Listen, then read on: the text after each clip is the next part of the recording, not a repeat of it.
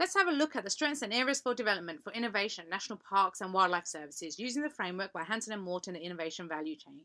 Answers to 13 questions identify the weakest link in the innovation value chain. Idea conversion, specifically idea selection and investment rules, mainly due to the low risk appetite of a poorly funded government department.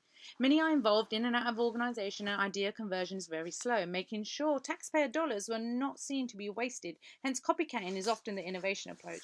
Idea generation was the strongest link. Cross pollination has some space to improve and generally occurs once funding is granted.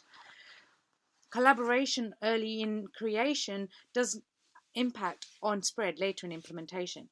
So, what do we do with these weak links and how do we relax the rules and address the risk appetite? After verifying the diagnosis with 50 recipients of services, an immediate recommendation will be to leverage two innovation practices Hanson and Morton describe as multi channel funding and safe havens. Rather than building whole new programs, national parks could leverage existing established building blocks. The first, the minor capital works process. Previously, discretionary funds were provided to 35 areas to manage local projects. This year, funds were consolidated and allocated based on strategy and revenue potential and not someone's opinion. This approach is respected and can easily be replicated. To deal with geographic dispersion and responsiveness, the National Parks governance model could be used as a safe haven with innovation subcommittee made up of rangers, area managers, and executives should champion selected ideas for future development. Safe havens and multi-channel funding assist with selection. Idea development is still at risk of bureaucracy with the number of people involved.